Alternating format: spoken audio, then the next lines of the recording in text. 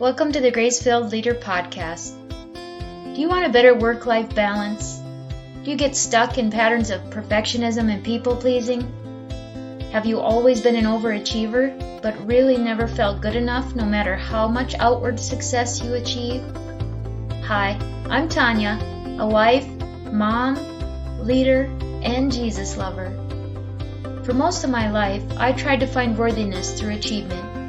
But no matter how hard I worked or how much I achieved, I never felt like I was enough. I was left burned out, empty, and exhausted. I had no time or energy for myself or my family. I needed balance. I needed peace. I finally started to live like an unconditionally loved daughter of the King, saved by grace. This faith-led podcast will teach you self-care routines and practical leadership strategies to help navigate life and leadership. If you're ready to stop people-pleasing and start living and leading God's way, this podcast is for you. Unbutton your blazer, sister friends. It's time to get after it. Hey y'all. Are you spending most of your waking hours at work? Are you desperate to find more time for yourself and your family, for the things that truly matter most to you? Well, today we're starting a conversation about how to begin working smarter, not harder, so that you can create time and space for the things that you value most. We tend to set high expectations for ourselves, and then we feel a sense of failure when we don't accomplish all that we would like to in a day, in a week, or in a month. The reality is we may not be looking at how best to optimize and prioritize our time. Do you wish there was a way to create more time for the things that matter most? For yourself? For your family? For God? Are you too busy achieving, people-pleasing, or approval-seeking to even make it on your own to-do list?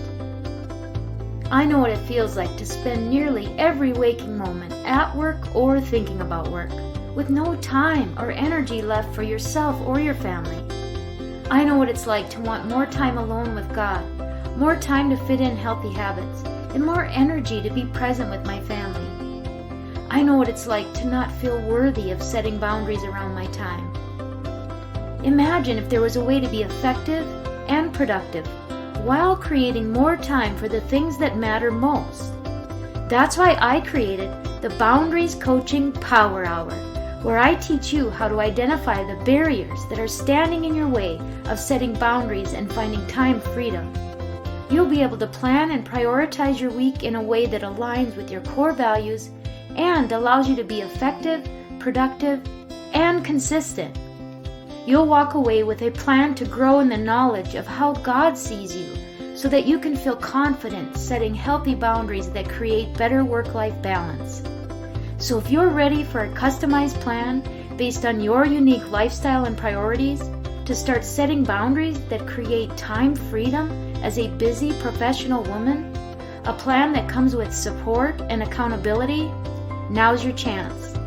Go to calendly.com/coaching with Tanya. That's Tanya with an A, Tanya. Select the Boundaries Coaching Power Hour. Again, that's calendly.com/coaching with Tanya. I can't wait to help you discover how to create more time for yourself and your family.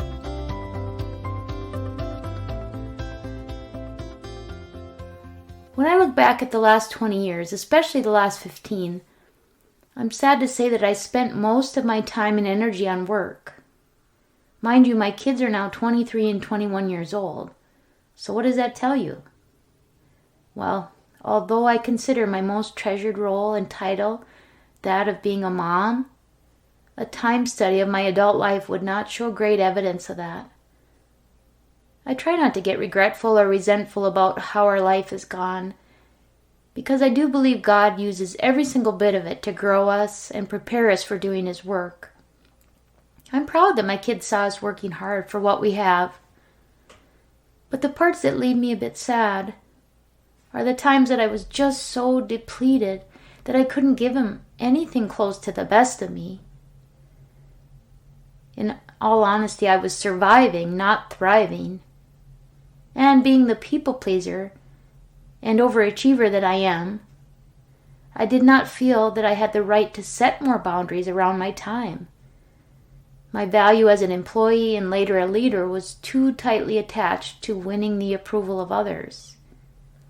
It is still very much a tendency and a thought pattern that I have to battle kind of every day. You heard that on last week's episode. But thankfully the Lord is changing me from the inside out. He's teaching me where to draw my worth and my value, and He's giving me the courage to set appropriate boundaries that don't compromise my ability to lead, yet they allow me to create space for myself and my family. I'm learning how to work a bit smarter, prioritizing my time in a more systematic way. I spoke a couple of weeks ago about core values and using them as a guide for decision making. Well, I also come to use them as a guide for time management. Before you can really start to effectively manage your time and create some freedom in your schedule, the first thing you need to do is sit and think about, what are your core values? What are your priorities? Now, we do have some things that are just commitments and aren't really negotiable. These are the time-bound appointments and meetings that can't really be changed. And I'm not talking about those things today. I'm talking about how to start to prioritize your remaining time. So the first place I start, and the first action step I would suggest to you is, if you haven't already, sit down and list out your top core values or priorities. I suggest picking your top 5. Think about them. Memorize them. Write them down. If you listened to last week's episode, or actually 2 weeks ago, you may have actually already done that. Next, I want you to do an honest inventory of your daily and weekly tasks. Outside of your scheduled events, what are the things that have to get done every day? List them out. And next to each one, write down how much time it takes to complete them each day. And don't be too conservative. We tend to underestimate how much time things are going to take us. Now, what are the tasks that have to get done sometime in the week? Write those down. And next to each one, estimate how much time each task will take. Now, I want you to write down a list of things that are important for you to incorporate into each day and into each week. This might be time with the Lord, time to exercise, time with your spouse, time to read, etc. And I'm just going to put this side note in here. If spending time with the Lord is not at the top of your list, it's my opinion that you will continue to struggle. If He's not making it on your list, it says to me that you're relying completely on your own strength and your own endurance to make it through life. Well, I'm going to challenge those of you like me who spent too many years trying that. How is it working for you? It didn't work out so well for me. Okay, off my soapbox. Back to our daily and weekly lists.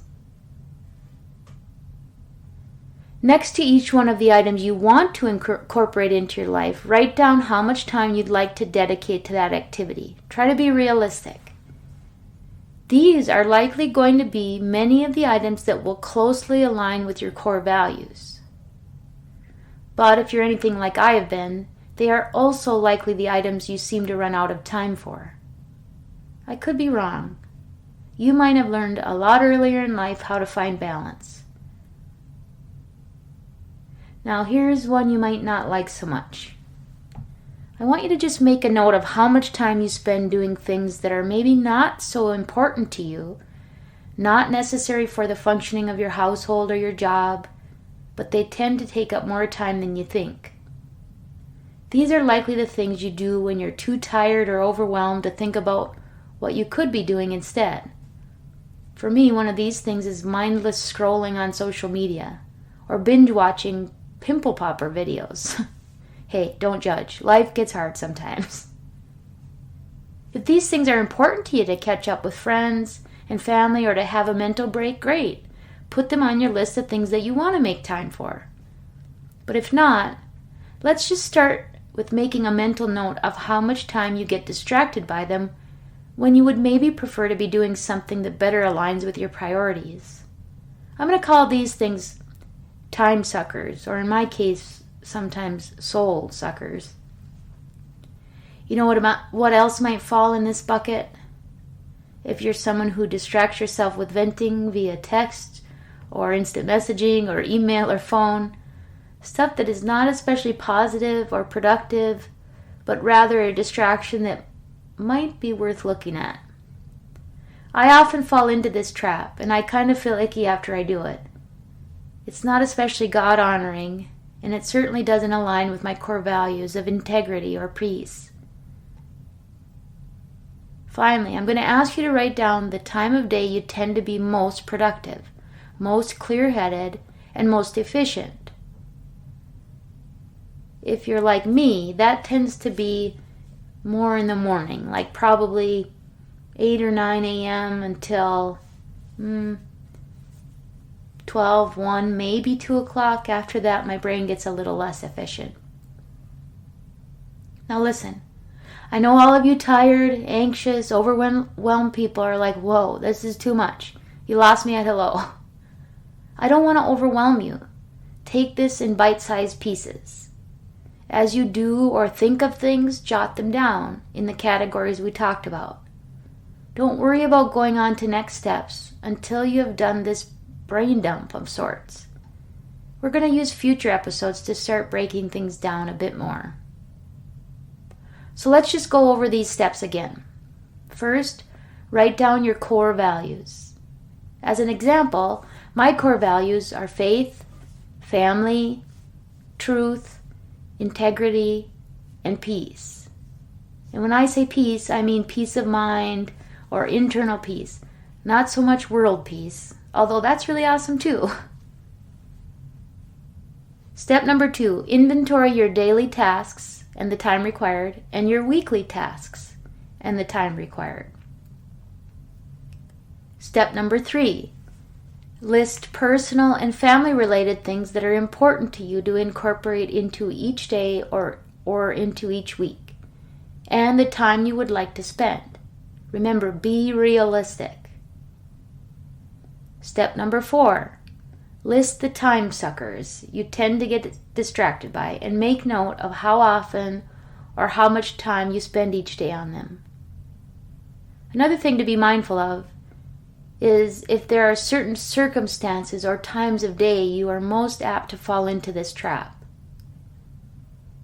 Now finally, write down the time of day and or days of the week you tend to be most productive, most awake, most energetic, most efficient.